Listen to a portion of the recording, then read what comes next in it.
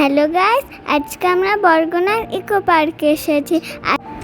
আসলে এর পুরো নাম হলো বরগুনা সুরঞ্জনা ইকো পার্ক। তোমরা খুব সহজে চাইলেই এই বরগুনা থেকে আসতে পারো। এখন যেহেতু বৃষ্টির সময়, সেই জন্য অনেক কাশফুল হয়েছিল আর অনেক পানিও ছিল। এটা কার্টুনে দেখা কাঁচঘরের মতন, তাই না? এখানে ওঠার সময় একটু ভয় ভয় লাগছিল, কিন্তু বাবা আমাকে নিতে আসলো, তাই আমার আর ভয় লাগলো না। এটা কেমন জানি নড়ছিল, কারণ এটা কাঠের তো। এখানে অনেক সুন্দর সুন্দর গান বাজাচ্ছিল, যেগুলো অনেক ভালো লাগছিল।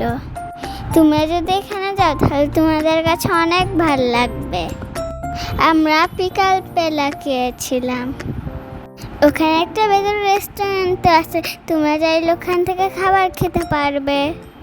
ওইখানে জল খাওয়ার ওয়াশরুমেরও ব্যবস্থা আছে। ওখানে গেলে তোমাদের অনেক সুবিধা হবে। ওটার টিকিটের দামও কম, মাত্র 50 টাকা। আর 5 বছরের নিচের বাচ্চাদের জন্য ফ্রি, যেমন আমি।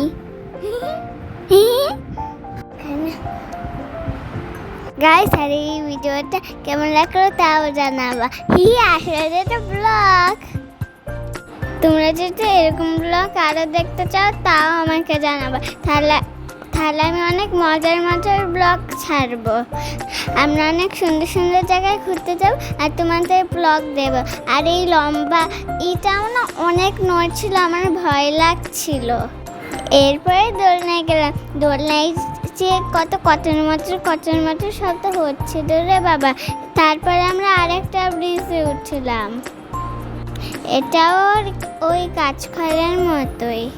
এখানে অর্ধেক চেয়ে আর জানাটা শেষ ছিল না, তাই আমরা দুজন মিলে ফিরে আসলাম।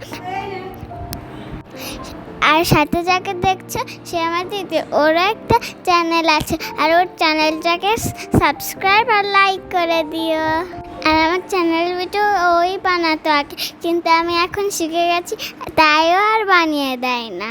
আর এই ব্লগটা এখানে শেষ করছি। সবাই সুস্থ থেকো আর ভালো থেকো, বাবা।